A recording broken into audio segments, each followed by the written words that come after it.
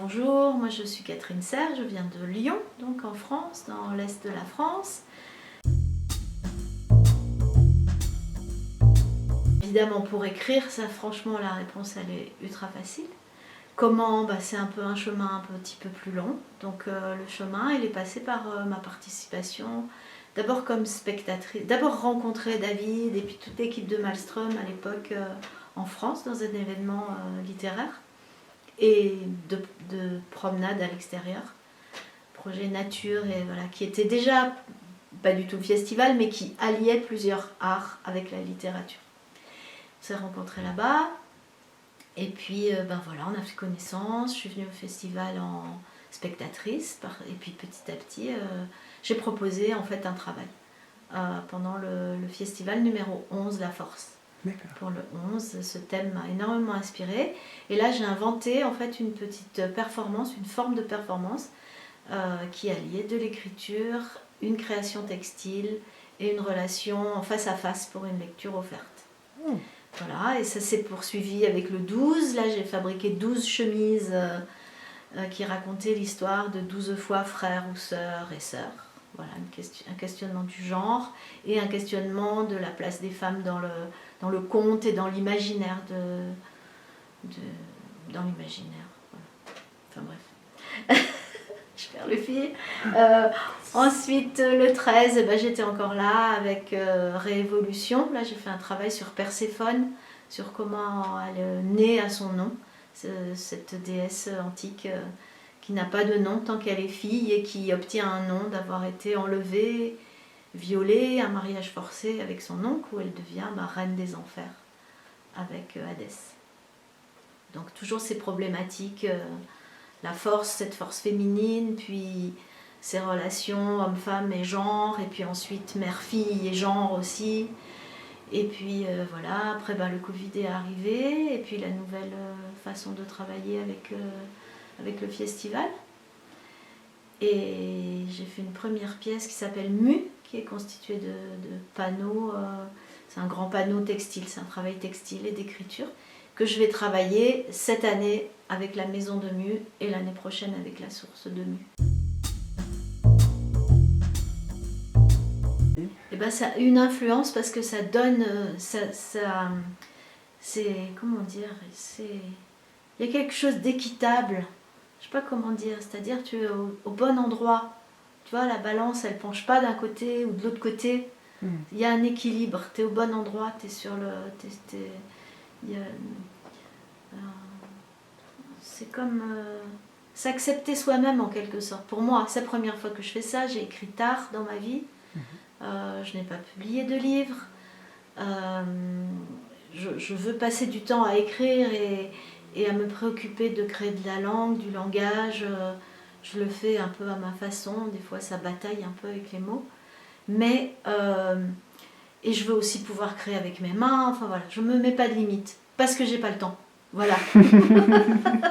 Quand on commence en retard, on ne peut pas passer par le chemin des épingles. On est obligé d'aller direct au chemin des aiguilles. Et tant pis si au bout, voilà, peut-être le loup nous mangera, mais voilà, au moins on aura été direct là où on doit aller. Ça a été plus facile alors pour te recentrer? Oui, bien sûr, ça recentre. Et puis surtout, je m'étais donné une contrainte, j'adore écrire avec des contraintes.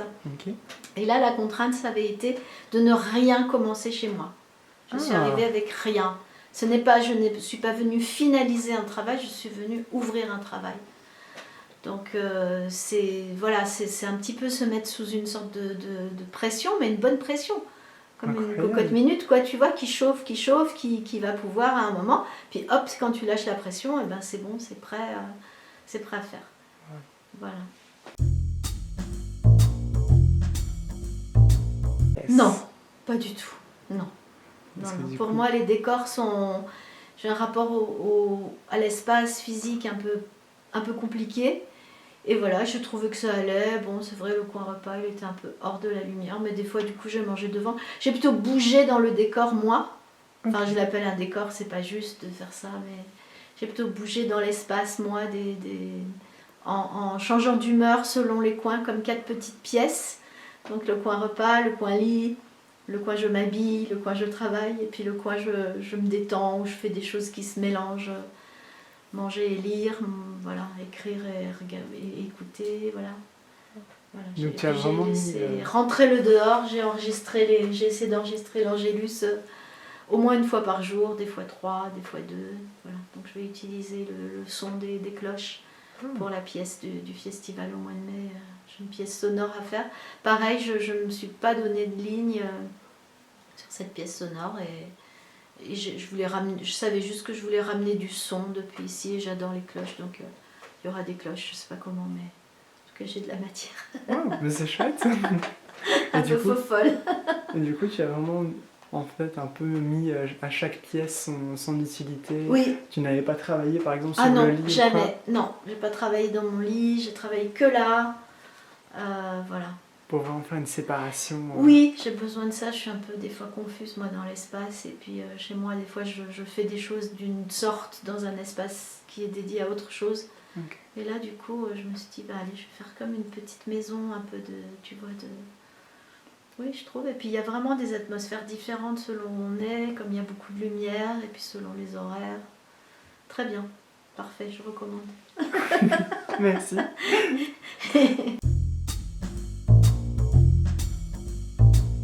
Justement, voilà, tu recommandes. qui s'éclate, qu'il aille au bout de ses projets, et puis voilà, et puis qui mette vraiment sur le bouton off tout le reste. Je trouve que ça c'est une chance magnifique. Elle n'est pas si courante. Voilà, le monde continue à tourner de travers, mais pendant quelques jours on essaye de s'en extraire pour faire ce qu'on doit faire. Bravo, merci beaucoup Catherine. J'ai trop parlé, tu vois.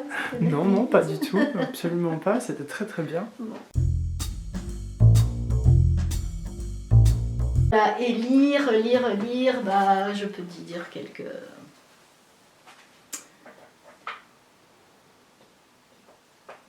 Je vais dire le deuxième. Voilà, donc j'ai écrit ici pour la maison de Mu. La maison de Mu, ça va être une construction plastique, fabriquée, enfin solide. Et au sol, il y aura un sol de cette maison. Ce sera une maison avec des transparences. Bon bref, peu importe. Venez au festival entre le 26 et le 29 mai, vous verrez de quoi il s'agit. Et le sol sera une création... comment ça s'appelle zut, je trouve plus le mot. Et le sol sera une création textile, une grande broderie qui va évoquer le placenta. Et le texte que j'ai écrit, c'est autour de cet organe éphémère et indispensable que nous avons tous côtoyé, puisque nous en avons tous eu un. Et moi j'ai décidé que nous en avons tous eu une. Oh.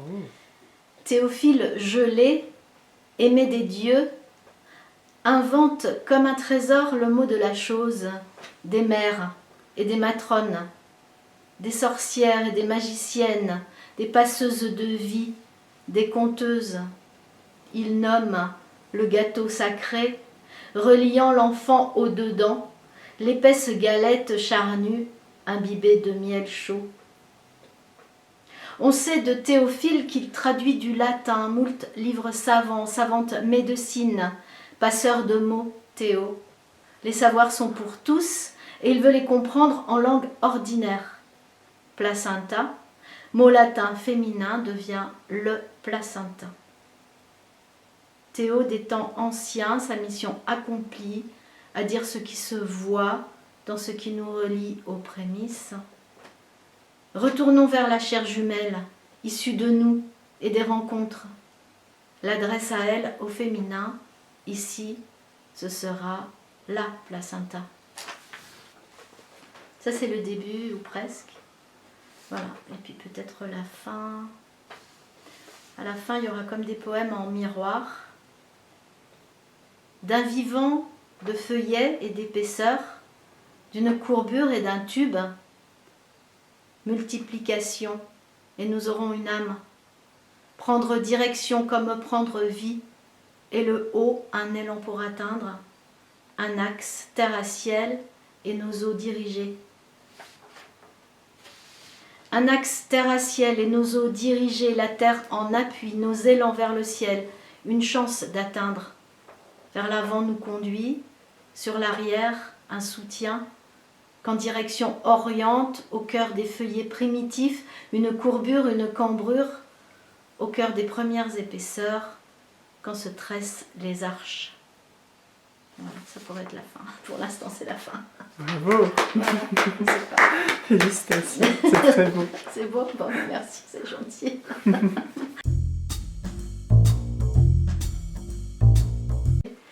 Donc je vais vous parler de 2 livres que j'ai lus ici, ou que j'ai regardé un peu profondément.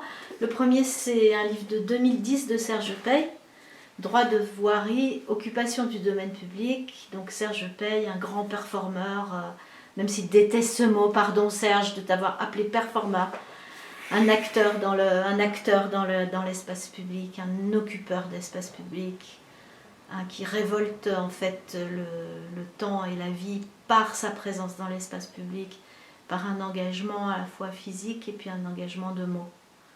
Voilà, pour moi c'est vraiment quelqu'un il y a beaucoup de gens qui font ce travail-là, d'agir dans l'espace et d'essayer de courber le monde en faisant ça. Mmh.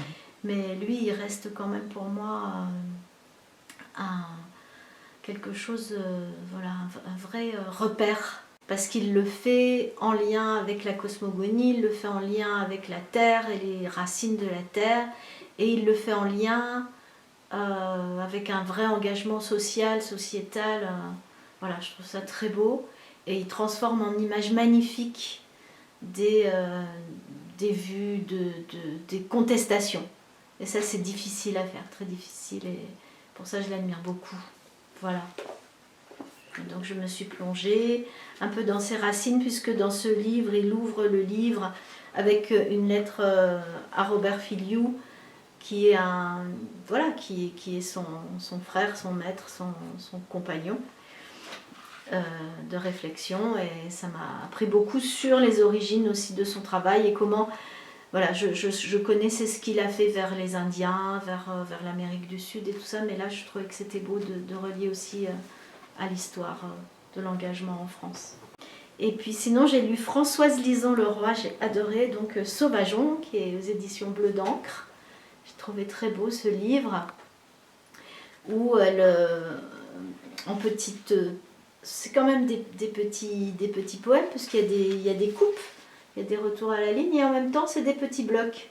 Donc il y a une espèce de mélange entre petits poèmes et petits blocs, 4 par double page, je trouvais ça très agréable à lire. Voilà.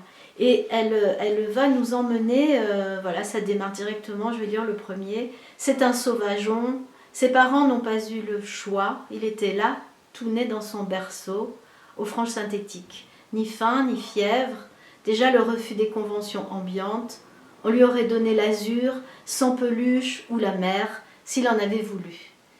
Et dans mon questionnement sur comment on écrit en étant une femme, et comment on va dans l'écriture en étant une femme, en y introduisant du féminin, je me suis dit, qu'est-ce qui se passe si c'est une sauvageonne, ses parents n'ont pas eu le choix, elle était là, toute née, dans son berceau, aux franges synthétiques, ni faim ni fièvre, déjà le refus des conventions ambiantes, on lui aurait donné l'azur, sans peluche ou la mer, si elle en avait voulu. Et qu'est-ce qui se passe dans ce livre? Cet enfant qui est un enfant rebelle, qui casse tout, qui est un peu difficile dans la communication, etc., ça devient une véritable petite sorcière en fait. C'est-à-dire d'un côté on a un enfant qui accède à son identité par cette sorte de sauvagerie qui va être décrite, mais qui est quelque chose de plutôt positivant pour le personnage. Et si on le transcrit sur un enfant, admettons fille, enfin en tout cas qu'on genre au féminin, ça devient quelque chose de sorceleux. Voilà. Notamment là, on voit bien par exemple ce chapitre qui s'appelle Petite Pierre. On voit bien que là on est dans quelque chose de petite pierre, petite braise sauvageonne. On te dirait enfante des bois et des ferrailles, fruits princiers. Alors là il faudrait réfléchir, hein. Plante princière cueillie à même la falaise, elfe ou Gavroche. Alors du coup Gavroche, tu vois, ça pose toute la question. Quelle image on donne à un personnage féminin si on va chercher des mots féminins uniquement comme attribution. Voilà, je me suis amusée. Excusez-moi, Françoise Lison Leroy, que je ne connais pas.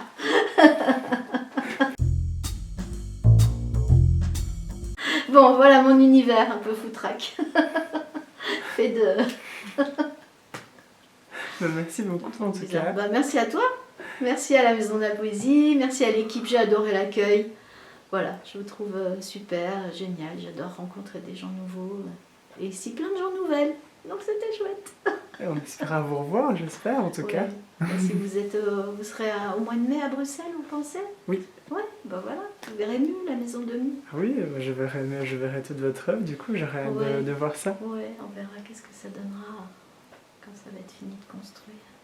Mais ça tient, j'ai bossé une semaine dans une galerie qui a un grand atelier, donc je sais que la construction tient. Je sais comment la construire. C'est déjà pas facile. Oui. Et puis je sais comment la construire et puis que ça donne une belle impression de légèreté, de beauté. Et puis voilà, mais là maintenant j'ai préparé donc cette pièce textile, j'ai utilisé des draps de famille pour fabriquer ça. Donc j'ai teint du tissu, voilà. Et sinon tout ça c'est raconté. La construction la fabrication de la pièce textile, c'est sur ma chaîne YouTube. Oh. Voilà, il y a 3 petites vidéos par semaine de 1 minute avec des textes improvisés. Donc là, vous avez vu, j'ai une espèce de langue un peu savante. Et puis là, sur YouTube, je fais comme si c'était des petits restes de rêve. Hein. Donc c'est quelques mots, quelques petits... Et le nom de la chaîne YouTube? Eh ben, c'est Catherine Serre, c'est nul comme nom, c'est mon nom. Il est nul. Non, c'est simple. Il est un peu dur à trouver parce qu'imaginez-vous qu'il y a eu une actrice porno qui s'appelait Catherine Serre, qui a été aussi James Bond Girl. Ah mince. Voilà, donc faut mettre Catherine Serre Poésie ou Catherine Serre la maison de Mu, ça sort quoi. D'accord. Voilà. Mais des fois, comme j'ai fait aussi des choses sur les chaînes des autres, c'est mes autres trucs qui sortent, mais si on a envie de me trouver. Et c'est relayé sur une page Facebook, la maison de Mu, que je rebalance après. Et là, ça y est, c'est sur Instagram, I'm so modern. Donc la maison de Mu apparaît aussi maintenant sur Instagram depuis le numéro 5 ou 6. Mais voilà, on mettra de toute façon tous les liens en description de la vidéo. Là, je suis très fière de moi, j'ai réussi à...